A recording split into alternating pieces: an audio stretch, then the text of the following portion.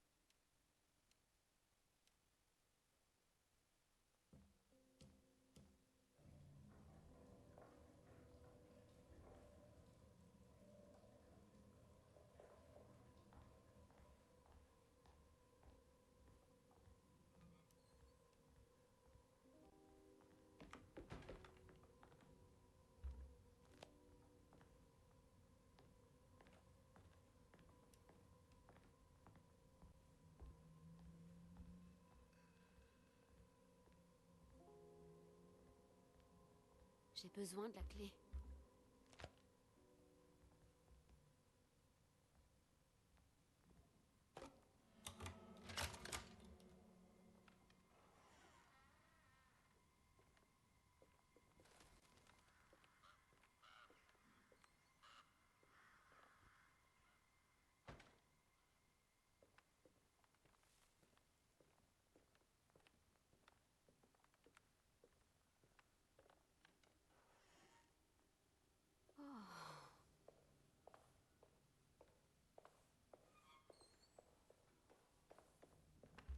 J'ai besoin de la clé.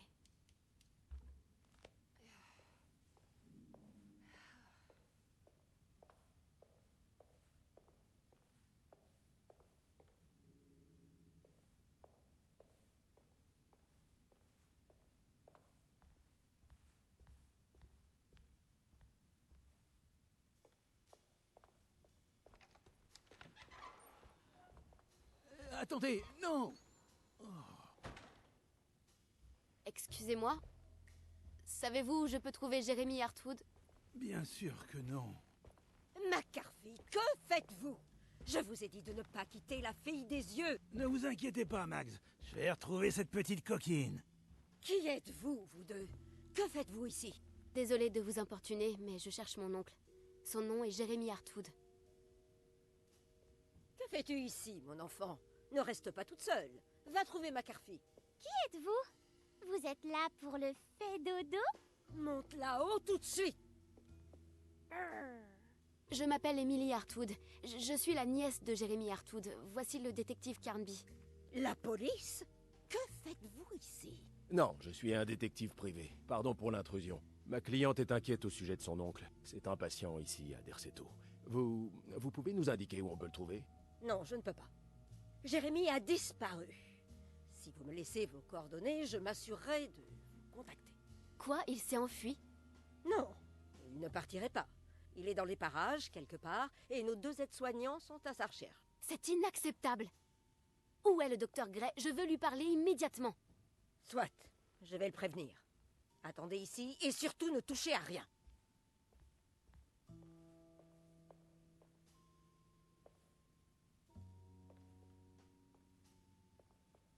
Vous voulez voir la chambre de Jérémy?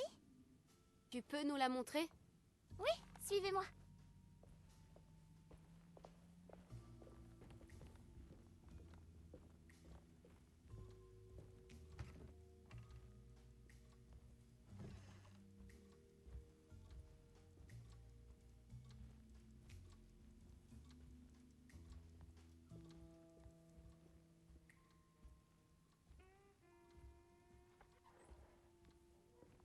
Merci.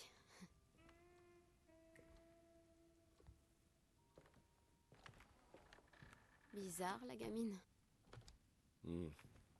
Voyons voir ce qu'on peut découvrir.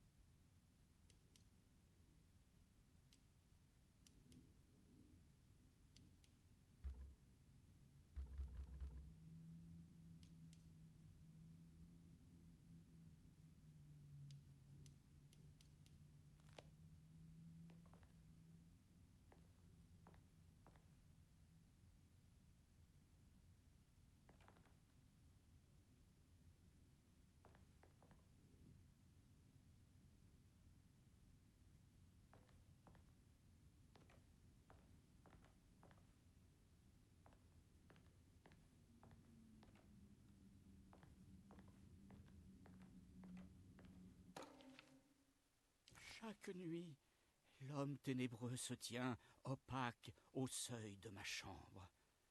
Il compte les jours avant que mon esprit ne délaisse ma forme charnelle, lasse. Seul son masque blafard protège ce qu'il me reste de raison.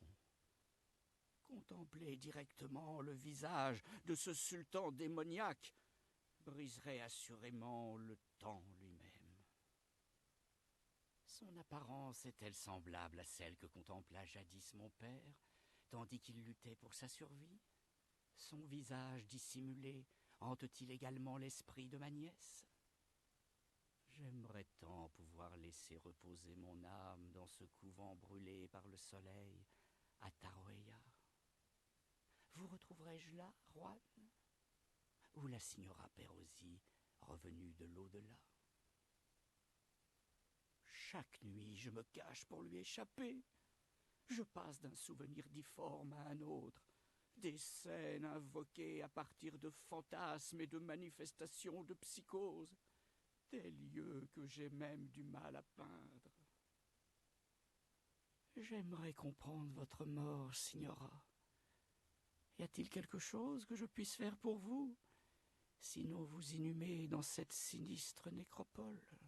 Cette chapelle triomphante, s'élevant au-dessus des pierres tombales et des cryptes voûtées, sera votre sépulture, là où vous reposerez et où je vous pleurerai.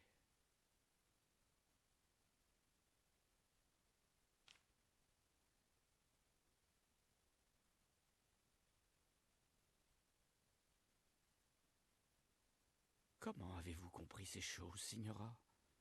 Comment Comment saviez-vous que la vieille chaudière abîmée du sous-sol me conduirait au cimetière de Lafayette? Ou que la vieille horloge de l'étage, avec ses motifs astronomiques, me mènerait jusqu'à ce monticule horrible à l'extérieur de Clermont Harbor? Ce sont mes souvenirs, mon passé. Y a-t-il un espoir, si minime soit-il, que je revoie Taroya? Je le désire plus que tout.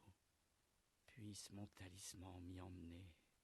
Puisse-t-il me permettre de m'asseoir avec Juan sous son arbre de la Bodhi. Bien qu'elle m'ait vendu ce talisman, Miss Jackson, la prêtresse vaudou, ne m'a révélé aucun de ses secrets. C'est pourquoi j'ai dû me rendre à Toncre. Au lieu de cela, elle a cruellement dit à Baptiste, mon soignant, qu'il serait trahi et tué de la manière la plus horrible qui soit, que celle qu'il aimait lui transpercerait la cuisse d'une lance acérée, et qu'il serait dévoré par sa propre mère. Quelle parole horrible!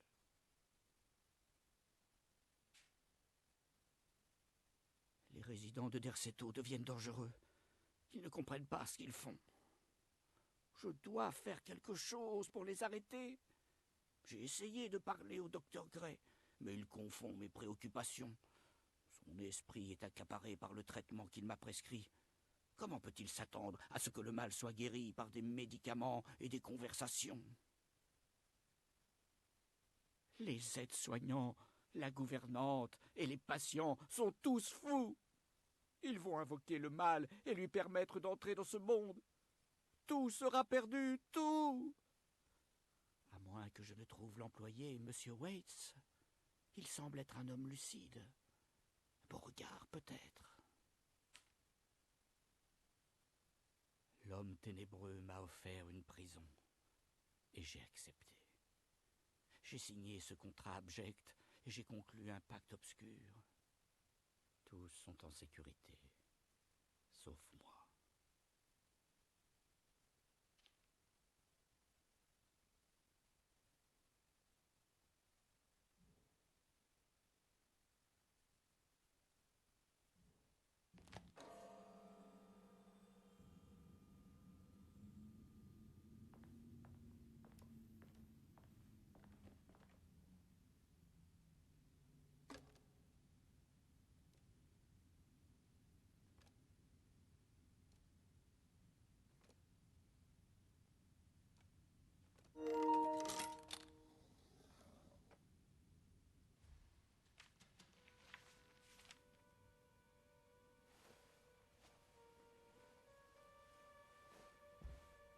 Vous avez déjà vu quelque chose comme ça?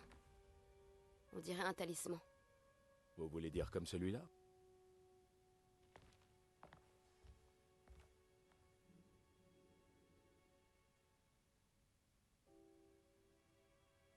Trouvez-moi un couteau pour découper la toile. Je veux l'emporter avec moi. Vous voulez emporter le tableau? D'accord, je vais trouver ça.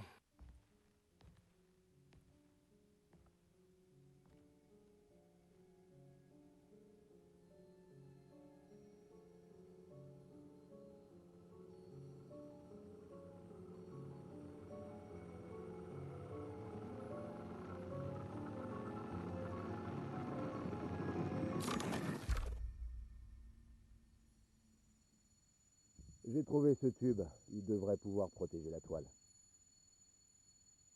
Vous le prenez ou je m'en occupe? Mademoiselle Hartwood? Emily? Je vais le prendre. Merci. C'est bon? On a fini? Je suis pas sûre. Je sais pas du tout ce que je dois faire. Je pense que nous devrions parler au docteur Gray. Il doit bien savoir quelque chose sur ce qui se passe ici. D'accord. Faisons ça.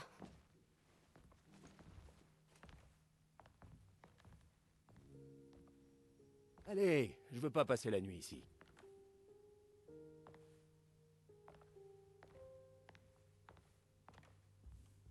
Détective Carnby? Où est-ce que...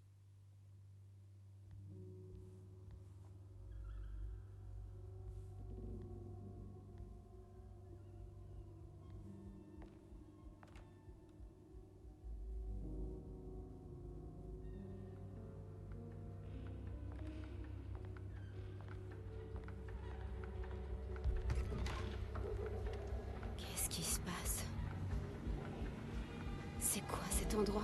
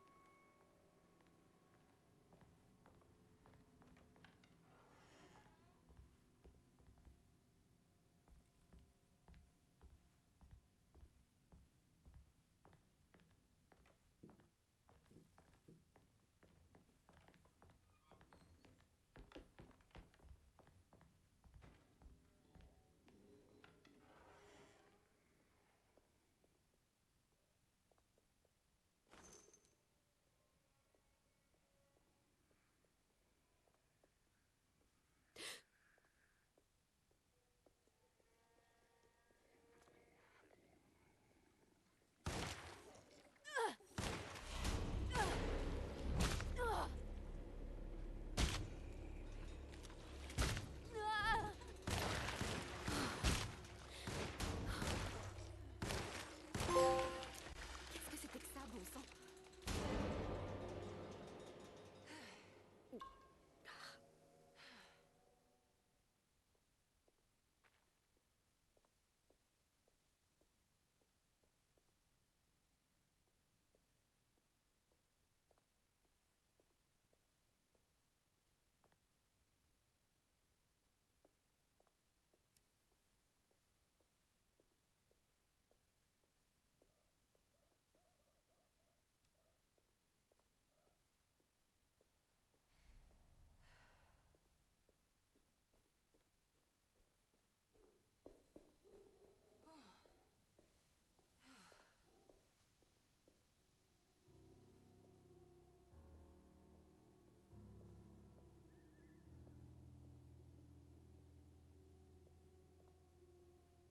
C'est impossible.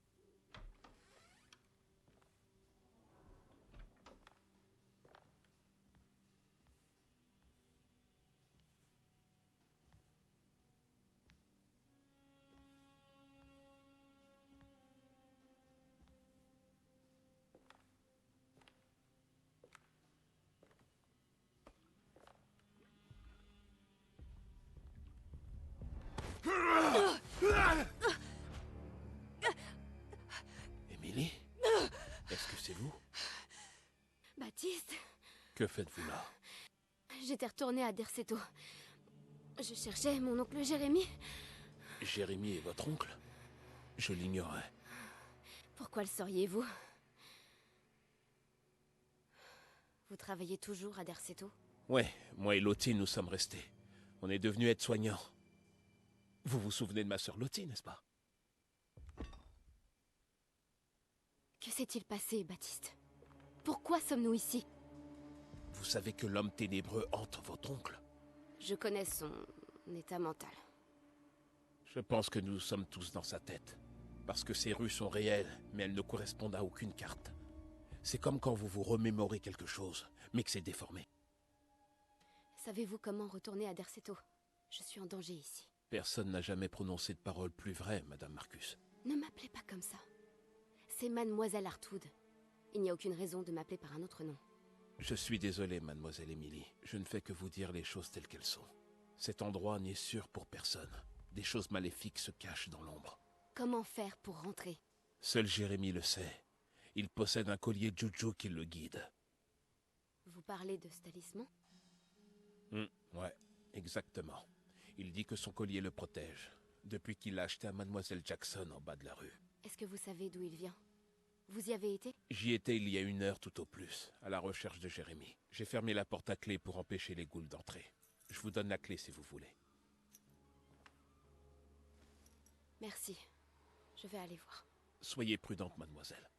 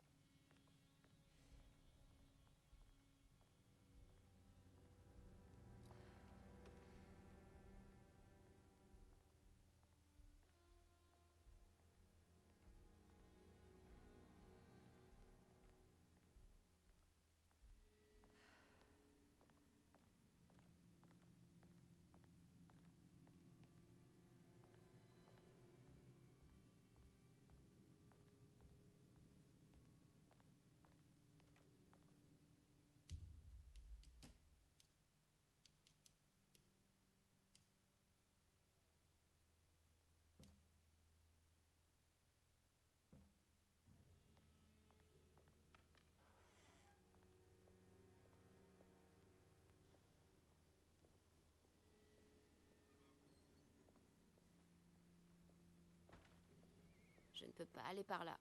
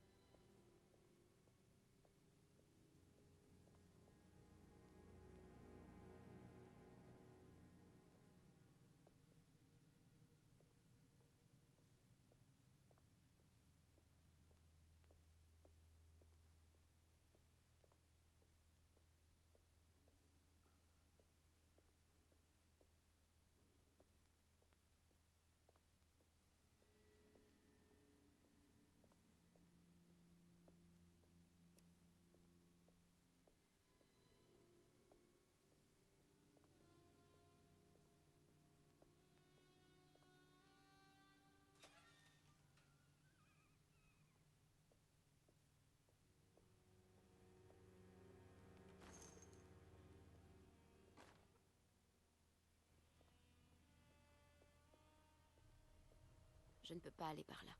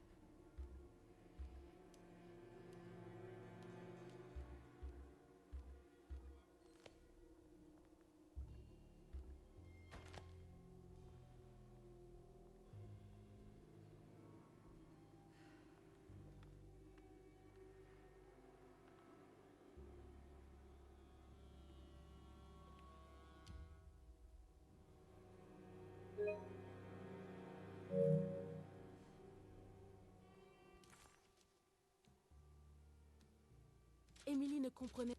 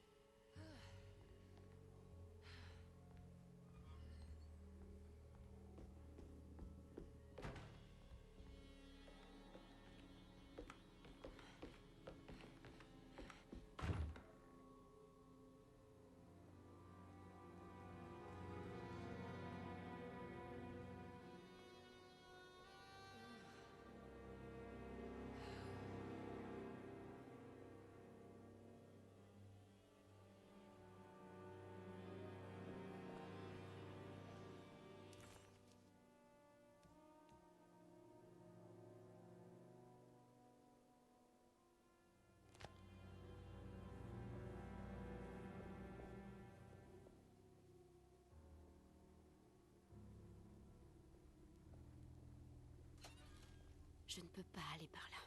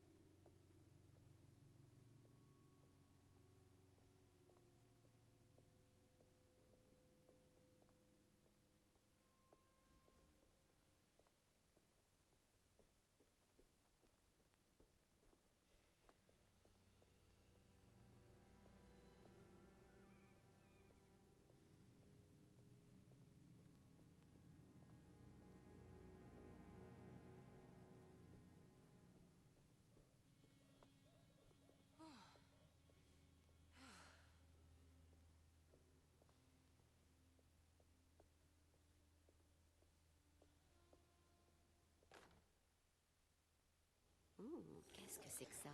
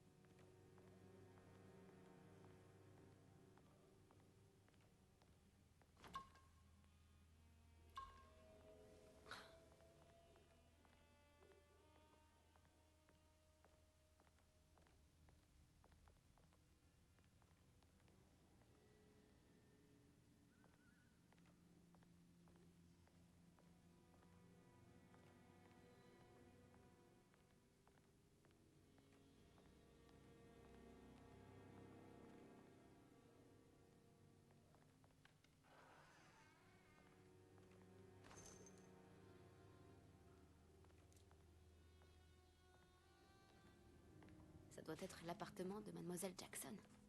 Voyons si je peux en apprendre davantage sur le talisman de Jérémie.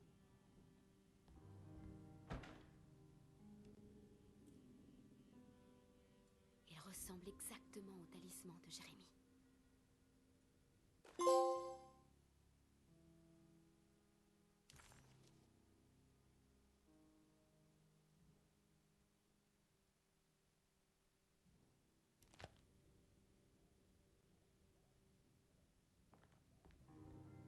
Je pense qu'il est prévu pour accueillir le talisman.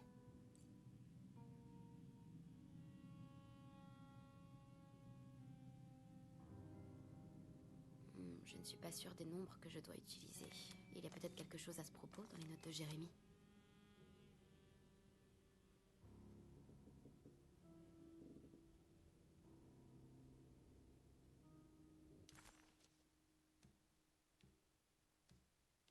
Émilie trouva ce...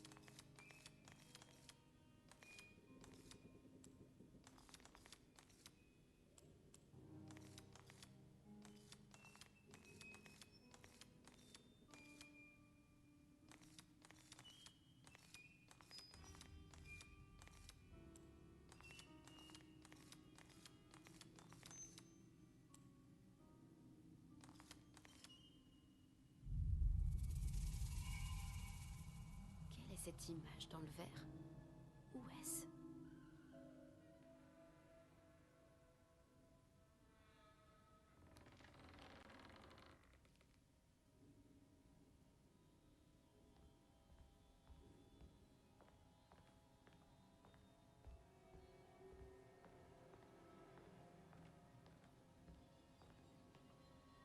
Ah, heureux de vous revoir, mademoiselle Hartwood.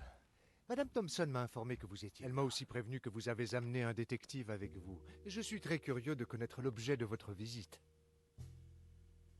Vous ne vous souvenez pas de moi, mademoiselle Hartwood. Nous nous sommes rencontrés chez vous, dans le quartier des Jardins. Votre oncle était sur le point d'être admis dans mon établissement. Oui, je me souviens, pardon. Je ne me sens vraiment pas bien. Oh, dans ce cas, asseyez-vous. Permettez-moi de vous servir un verre.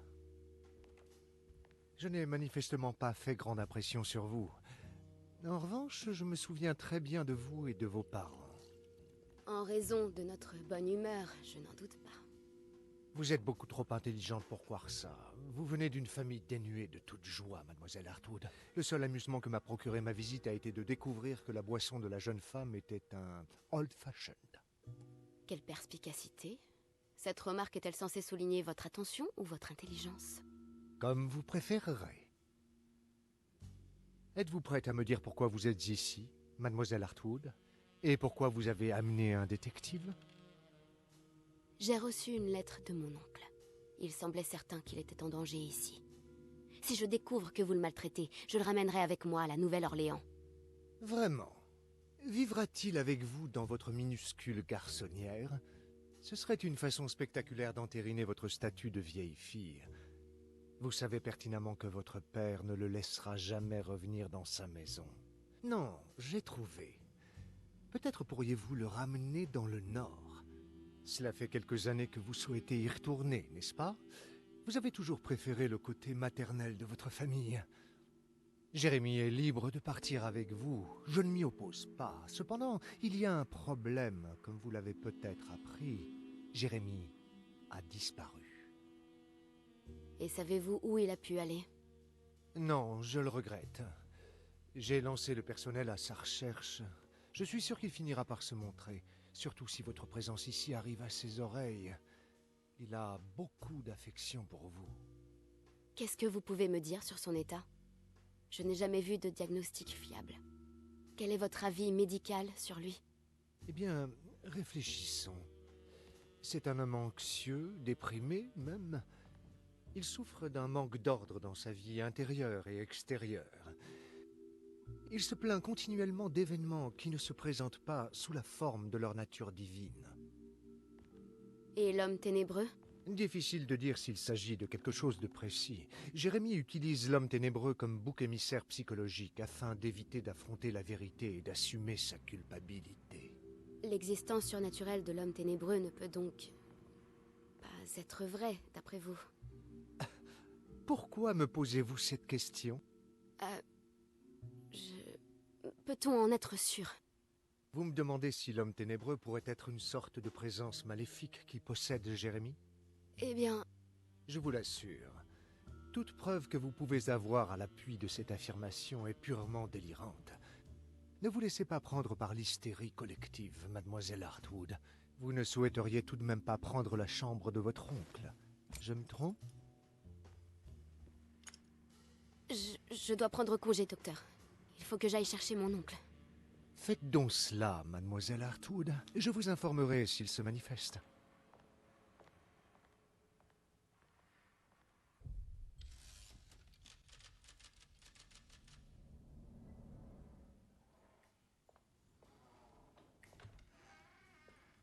Détective Carnby! Oh mon Dieu, quelle joie! Je craignais que vous ne soyez parti. Moi? C'est vous qui avez disparu sans prévenir. C'est difficile à expliquer. J'ai dû m'évanouir. C'est comme si j'étais partie ailleurs. Tout va bien, mademoiselle. Vous semblez bouleversée. Non, je ne comprends pas ce qui se passe. C'est une situation très stressante pour vous, je comprends. Ah, non, vous ne comprenez pas. Respirez un grand coup. Asseyez-vous pour fumer un peu de périque. Je peux même vous ramener à la Nouvelle-Orléans. Mais je veux d'abord parler au docteur Gray. Non, je veux rester. J'ai trouvé un talisman comme celui du tableau. Je pense que je pourrais découvrir là où voulait aller Jérémie, à Taroeya. Parfait. Ne vous attirez pas d'ennui, d'accord? Et laissez-moi m'occuper de l'enquête. Je ne suis pas folle, détective. Pas encore. D'accord, à plus tard.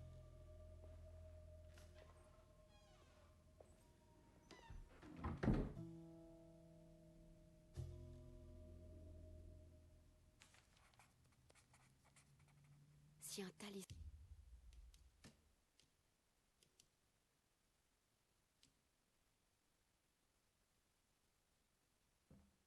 comme celui-ci permet d'ouvrir des portes entre les quartiers français et Derceto.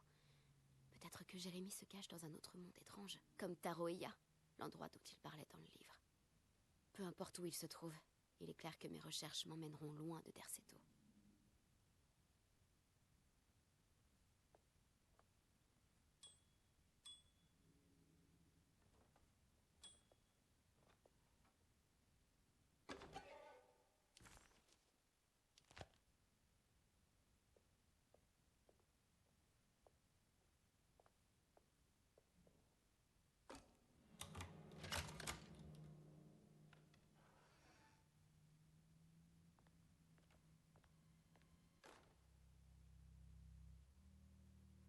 J'ai vu votre affiche dans la chaufferie.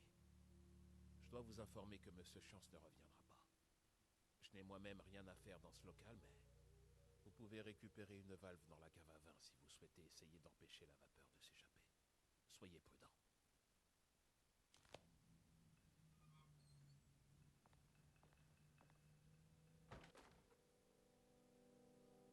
Le docteur Elmore Ligray est le médecin-chef de Derceto. La comptabilité et l'ensemble du travail administratif sont assurés par moi-même, Paul Waits. Magdalene Thompson, ou Mags, est responsable de l'entretien. Jean-Baptiste et Charlotte Tabouy sont chargés de veiller à la bonne santé des patients. Enfin, notre jardinier est Jack Chance. Vous l'apercevrez de temps en temps dans le jardin d'hiver, mais la plupart du temps, il est occupé à l'extérieur. Derceto accueille actuellement 6 patients. Malcolm McCarthy et Ruth Tallant logent au rez-de-chaussée. Jeremy Hartwood, Elisabetta Perosi, Grace Sanders et, bien sûr, Cassandra Beauregard vivent au premier étage.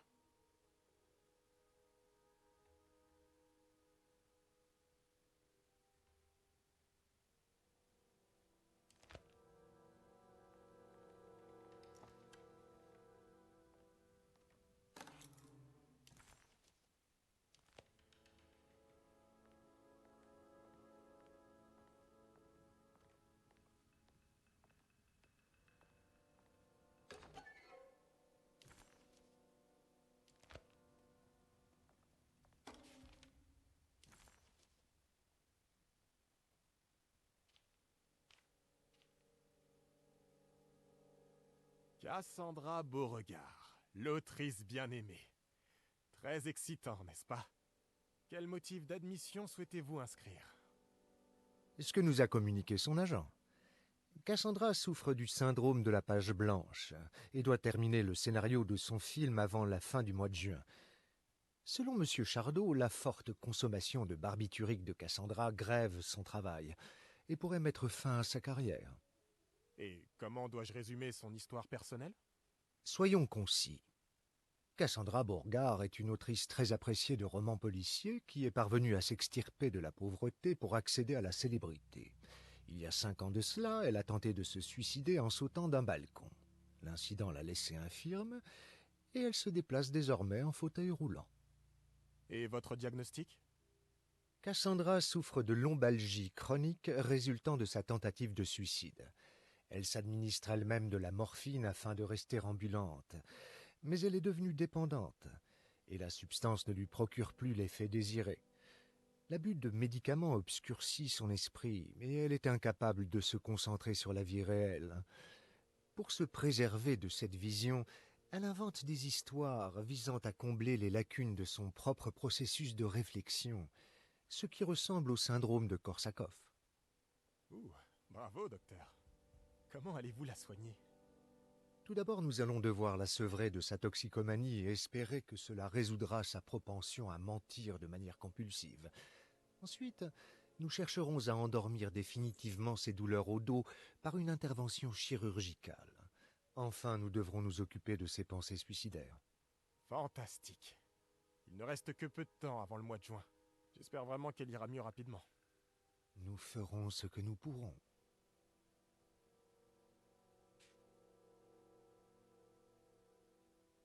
Grace Sanders, 11 ans. Motif de l'admission? Sa mère insiste sur la nécessité d'une surveillance stricte par un gentleman digne de ce nom, afin d'éviter toute nouvelle perversion de l'adolescence de Grace. Histoire personnelle? Grace est issue d'une famille d'une richesse et d'un statut modeste. Son enfance semble ordinaire, et elle a passé le plus clair de son temps avec des professeurs particuliers et des amis de la famille. Le père de Grace est récemment décédé, laissant sa mère seule à s'occuper d'elle. Et votre diagnostic? Grace a du mal à faire face au décès de son père. Elle refoule volontairement ses sentiments à ce sujet et ne reconnaît pas correctement le traumatisme qu'elle a subi. Un traitement est-il prévu? Grace n'a besoin de rien d'extraordinaire. Elle a simplement besoin d'un encadrement parental. Nous pourrons éventuellement travailler sur les sentiments qu'elle éprouve à l'égard de son père. Merci, docteur. Je vais terminer les formalités administratives, puis l'installer dans sa chambre.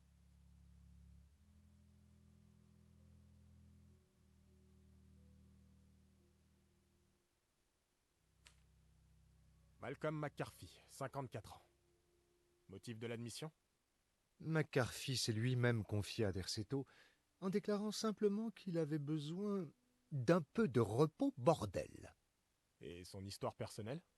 McCarthy affirme avoir travaillé comme avocat à Bâton Rouge, mais il dit qu'il ne peut pas donner davantage de détails en raison d'une procédure juridique. Ses antécédents restent en grande partie un mystère, à l'exception d'un indice occasionnel qu'il laisse échapper au cours d'une conversation. Et votre diagnostic? McCarthy est un homme anxieux et alcoolique. Il dit souvent des demi-vérités en raison d'une profonde incapacité à faire confiance aux autres. Et comment allez-vous traiter cela? Il faudra du temps à McCarthy pour s'ouvrir. Passer du temps avec le chien de Jack ou avec l'enfant devrait lui faire le plus grand bien. Leur nature inoffensive l'aidera à développer son sens de la confiance. Merci, docteur.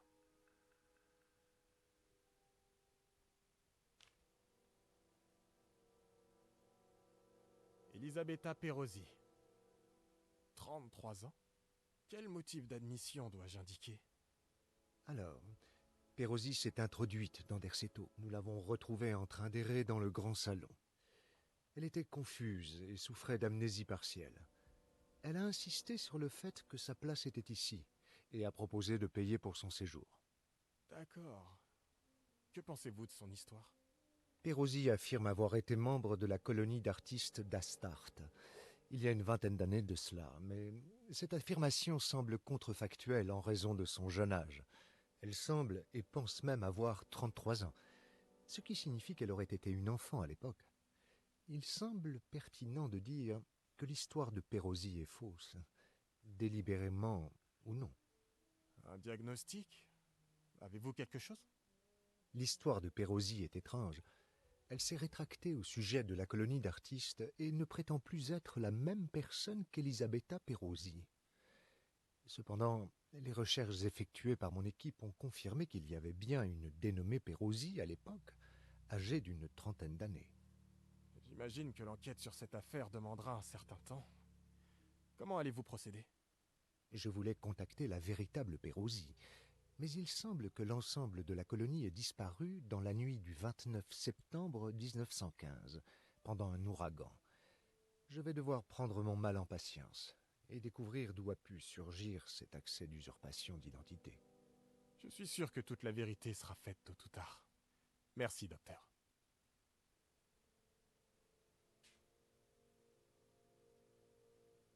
Rose Talente, 29 ans.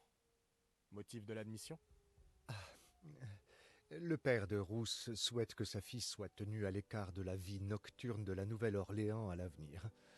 Il craint que son esprit, excessivement libre, ne ternisse la réputation de la famille. Cela me paraît assez simple. Histoire personnelle? Rousse est issue d'un milieu particulièrement aisé. Mais sa famille possède plusieurs hôtels et restaurants. Contrairement au reste de la famille, elle possède un sens de l'aventure qui l'a amenée à parcourir le monde, notamment la France pendant la Grande Guerre en tant que photojournaliste. Durant la dernière décennie, elle a été la cible de nombreuses rumeurs selon lesquelles elle aurait été une garçonne dévoyée, à la limite de la nymphomanie. Et votre diagnostic? Malgré les raisons frivoles citées par son père pour justifier son admission, Rousse semble être un cas intéressant. Elle est d'une franchise rafraîchissante et n'hésite pas à parler de sa vie pendant la guerre ou des fêtes qu'elle n'a cessé de fréquenter après son retour aux États-Unis.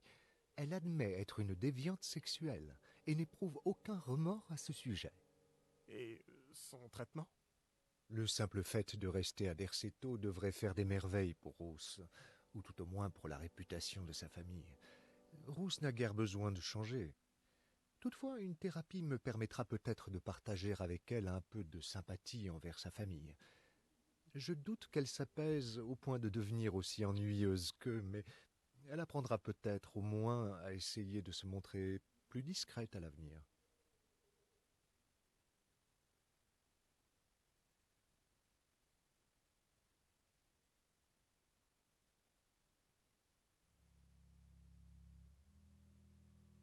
Intéressant. Il y a les dossiers de tous les patients, mais pas celui de Jérémy. Il a l'air solide. Je doute que je puisse l'ouvrir.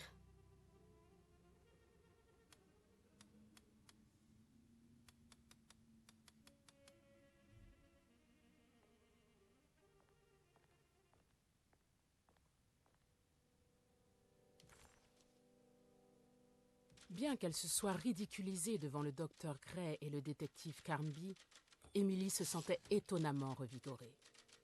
Elle était absolument certaine que c'était le fait d'avoir manipulé le talisman qui l'avait ramenée à Derceto. Dans son carnet de notes, Jérémie avait mentionné 2 objets qui le reliaient à 2 autres rêves, quel que soit le nom qu'on donne à ces états.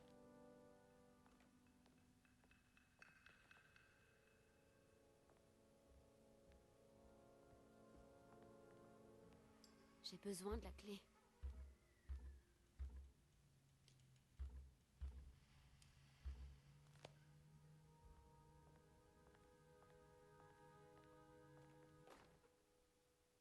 Paul, vous avez raison au sujet des plaques de la chaudière et de l'horloge.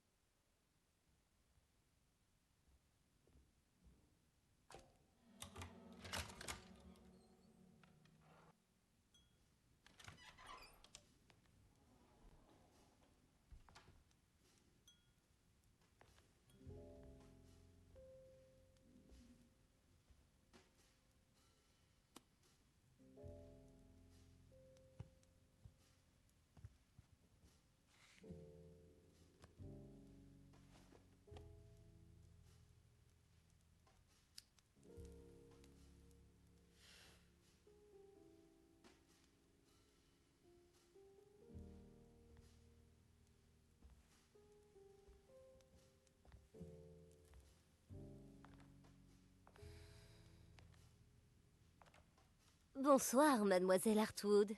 C'est bien votre nom, n'est-ce pas? Je serais terriblement gênée si ce n'était pas le cas. C'est ça. Emily Hartwood, la nièce de Jérémie. Enchantée. Rousse. Rousse Talent.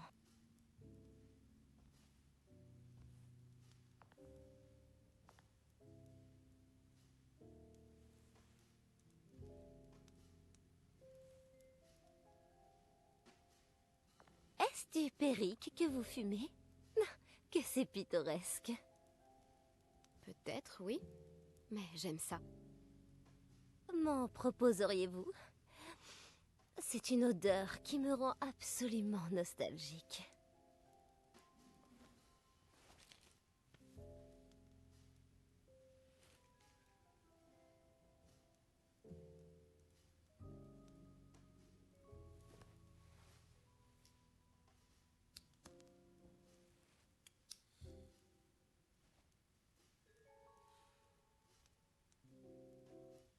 Est-ce à la hauteur de vos espérances? J'apprécie votre légère moquerie, mademoiselle Hartwood. Je devine déjà que nous serions de grandes amies. C'est très flatteur. Dommage que vous soyez enfermée ici. Votre manque de sincérité est vraiment rafraîchissant. Si seulement vous étiez aussi folle que moi, vous pourriez rester. Encore quelques années et ce sera peut-être le cas. La folie fait partie des rares privilèges de ma famille. Oh, bien. J'attendrai cela avec impatience.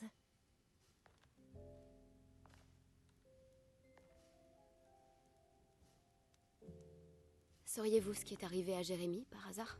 Tout le monde ici est vraiment très étrange et il est dur de savoir quoi penser de tout ce que l'on peut entendre.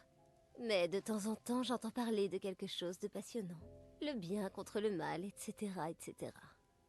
Je suis navrée, mais je crains ne rien avoir d'utile à partager. Peu importe. Merci pour cette pause bien méritée. Bon voyage.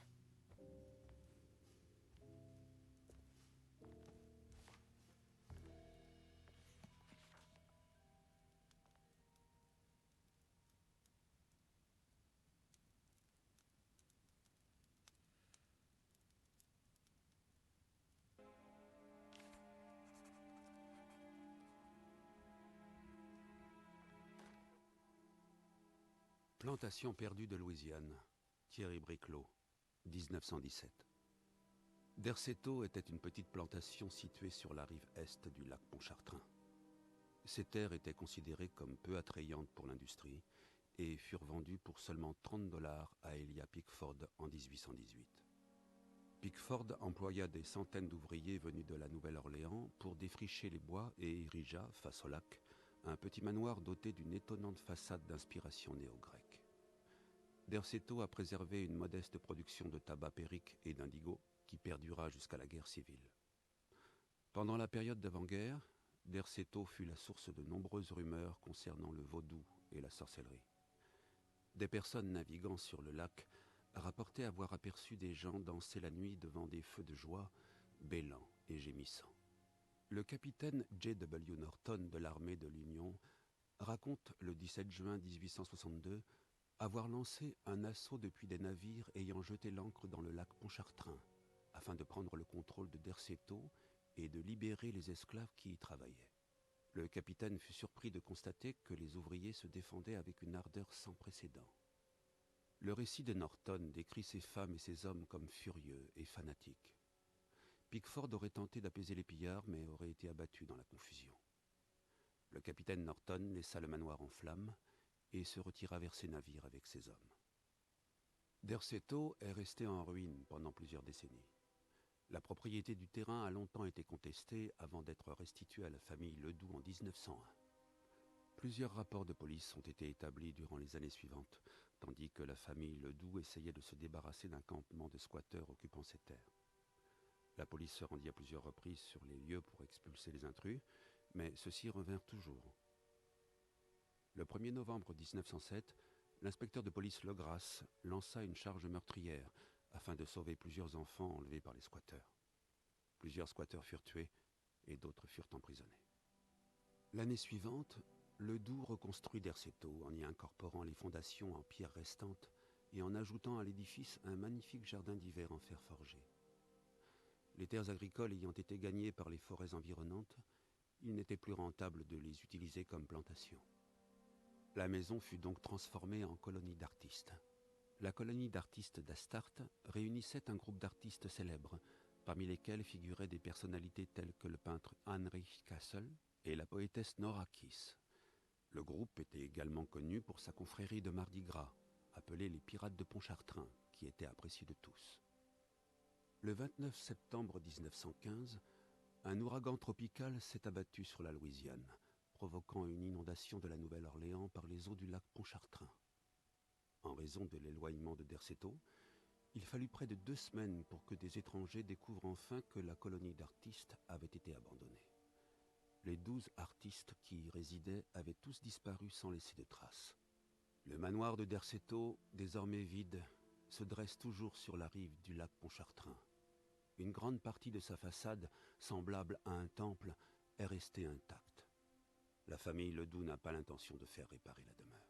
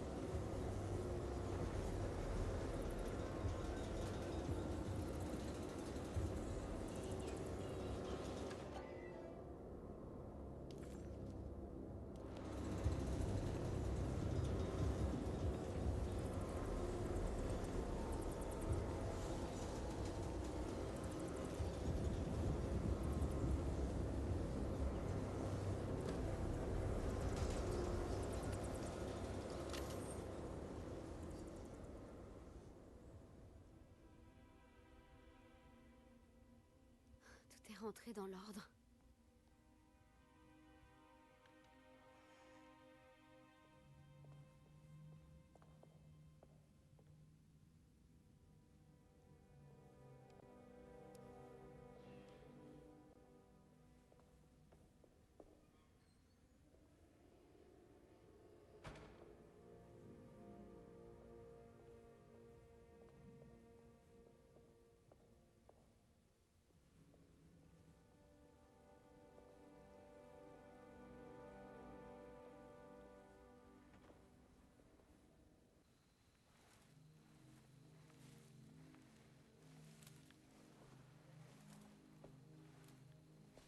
Iyawe sakin nante mwen, pralwe sakin nante dwen, même les angeni, mamam yo de chenen.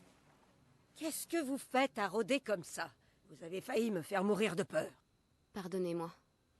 Je ne voulais pas perturber votre rituel. Je n'aurais pas cru que le vaudou était pratiqué dans un endroit pareil. Le médecin est peut-être un homme de science, mais moi, je sais que ses racines ont du pouvoir. Savez-vous ce qui se passe ici? J'ai l'impression que Derceto est maudit. Plusieurs joueurs ont des enjeux dans cette partie. Derceto n'est ni maudit, ni béni. C'est un champ de bataille. Et tout se passerait beaucoup mieux si vous pouviez en éloigner votre oncle. Le plus tôt sera le mieux. C'est exactement ce que j'essaie de faire. Je vous souhaite bonne chance, mademoiselle Hartwood. Je le pense vraiment. Maintenant, si vous voulez bien m'excuser, je dois aller m'occuper de mon combo.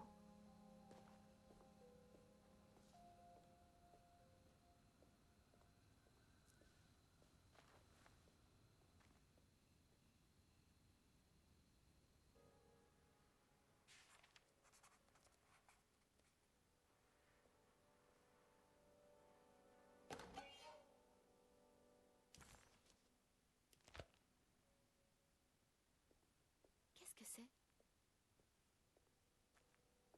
Encore un morceau de plaque brisée.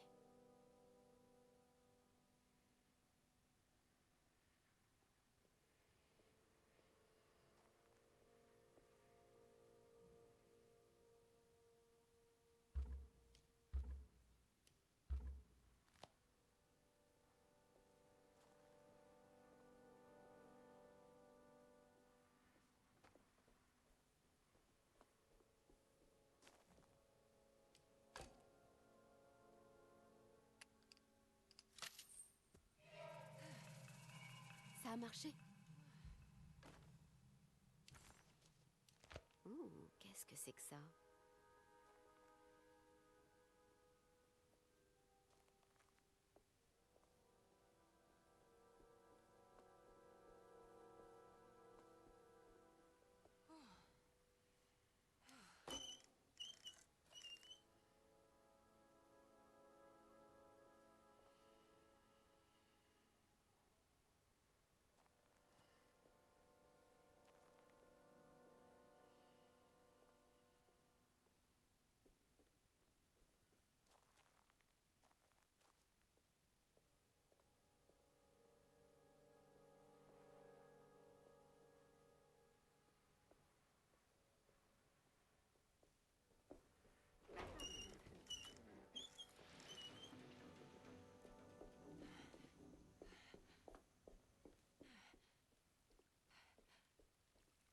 C'est parti!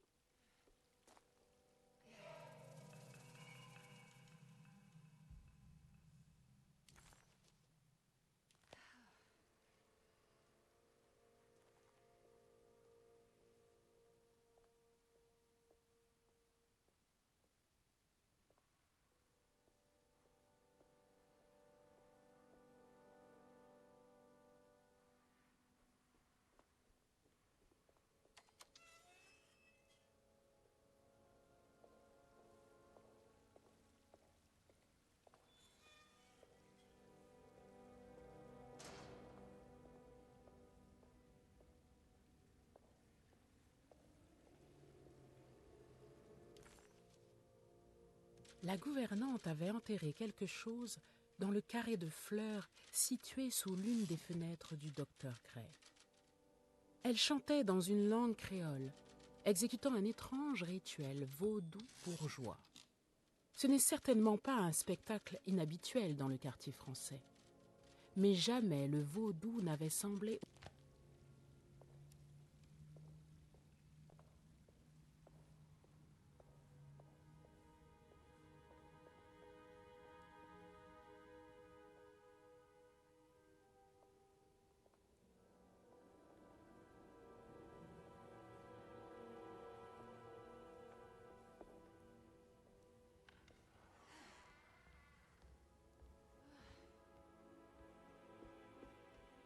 Elle a été bloquée.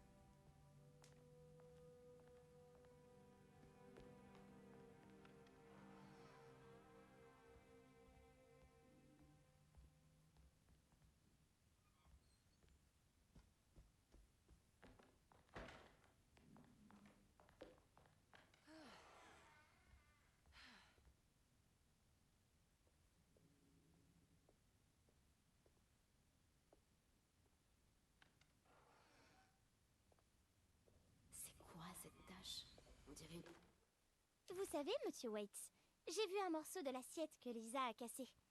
Je pense qu'elle les a cachés, mais elle n'est pas très douée pour ça. Elle l'a simplement jeté dans la petite pièce où sont tous les outils derrière la chaudière. J'ai laissé le morceau où il était. Je ne voulais pas l'embarrasser en le ramassant pendant qu'elle regardait. On est monté à l'étage et on a joué au backgammon. Je l'ai laissée gagner, parce qu'elle est si malheureuse. Le morceau ressemblait à celui qui est exposé dans la chambre de Cassandra. Vous étiez déjà au courant pour celui-là, pas vrai? Ou votre vue est-elle vraiment si floue? J'espère que vous n'êtes pas triste de devoir porter des lunettes. Il n'y a que quand vous louchez que vous avez l'air bête. Peut-être que si vous n'aviez plus d'yeux, vous verriez ces choses. Je vous souhaite d'avoir tous les yeux dont vous avez besoin. Et votre patiente préférée, Grace. Une sorte de moisissure. Une autre de ces plaques dans laquelle insérer le talisman. Elle est cassée elle aussi et il manque des morceaux.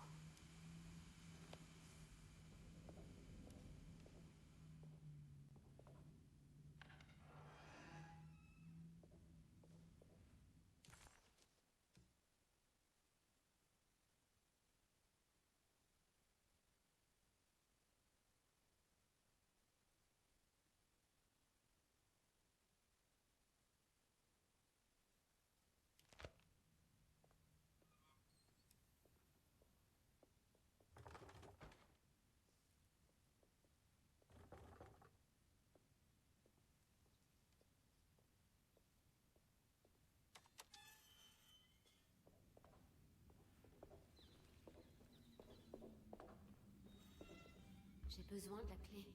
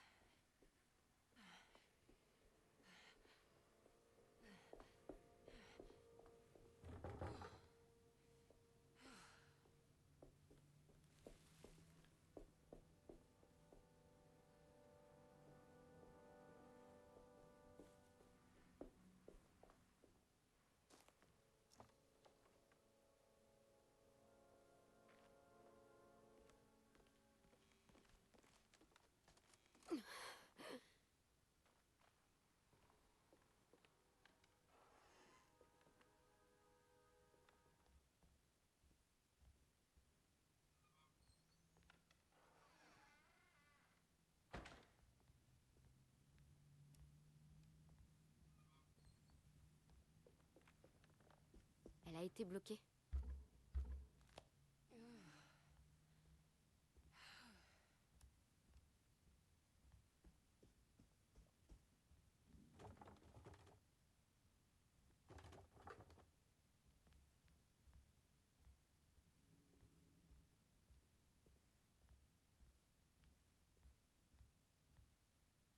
Elle a été bloquée.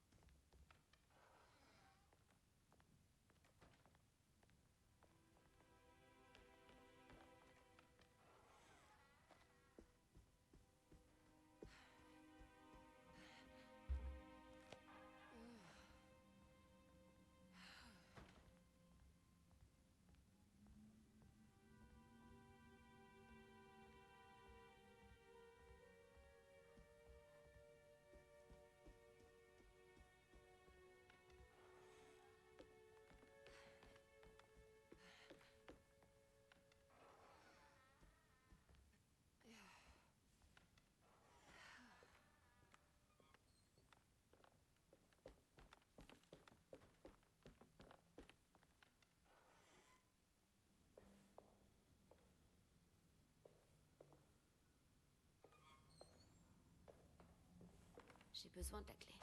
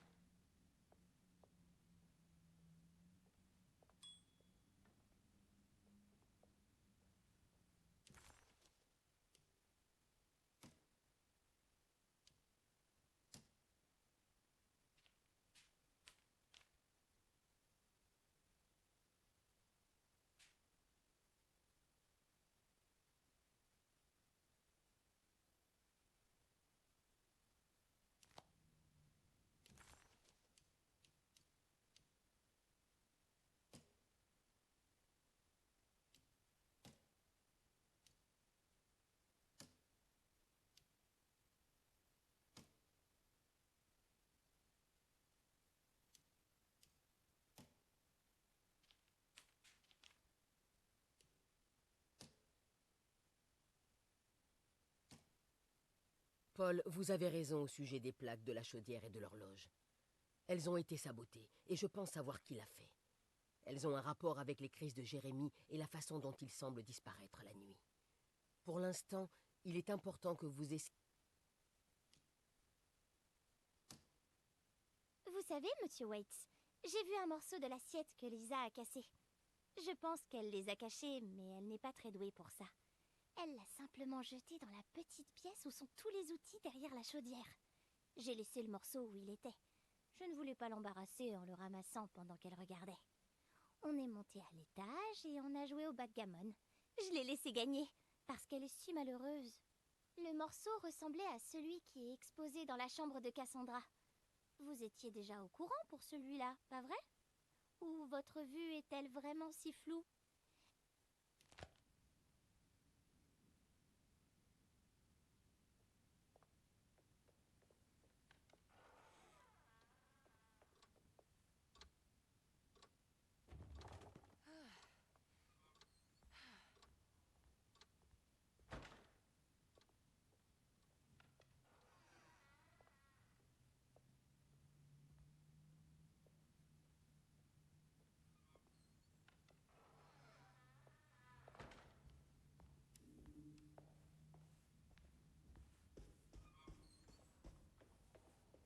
Je ne peux pas partir. Je dois trouver Jérémie.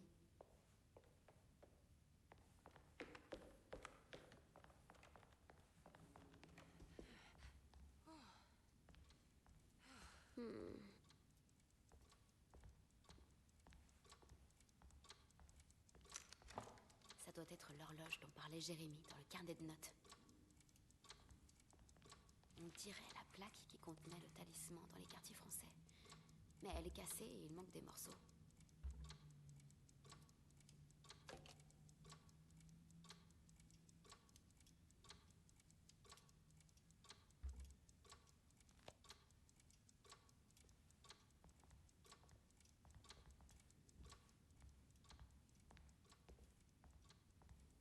J'ai besoin de la clé.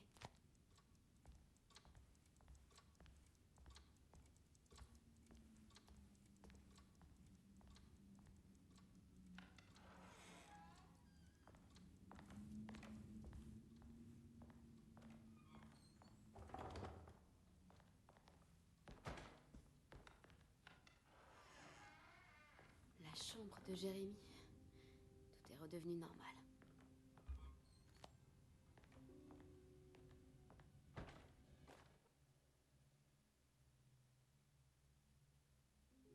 Émilie est ici.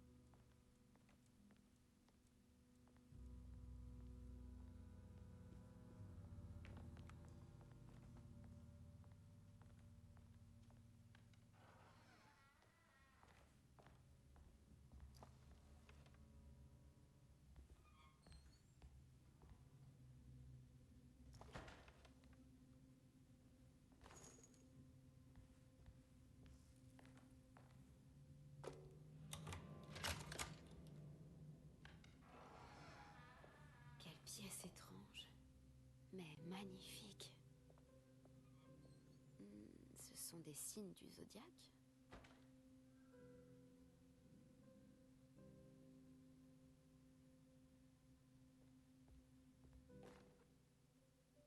J'ai réussi. J'ai franchi le seuil de ma destination sans artefact de focalisation. Mon talisman connaît désormais ses chemins et je n'ai plus besoin des plaques. Je peux trouver mon chemin vers Lafayette aussi facilement que je retrouve ma propre chambre. Je me suis rendu sur le tombeau de mon père et j'ai vu la tombe qui m'attend. Merci d'avoir ouvert ces portes. Je dois maintenant rassembler mon courage et retourner auprès de ce monticule horrible près du puits de pétrole. J'espère que vous vous sentirez mieux à mon retour. Jérémie.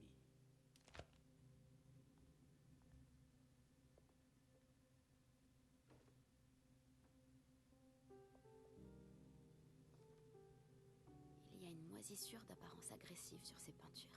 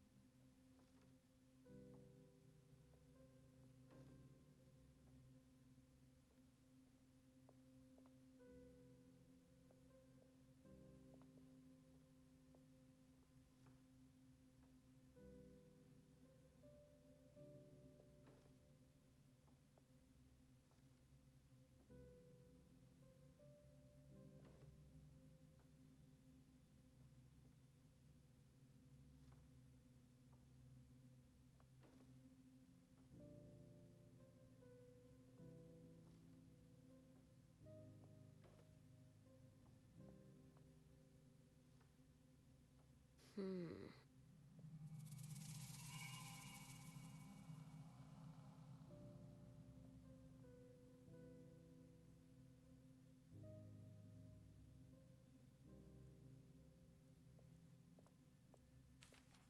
colonie d'artistes d'Astarte. Je suis presque sûre qu'ils avaient une confrérie de Mardi Gras appelée les Pirates de Pontchartrain quand j'étais enfant.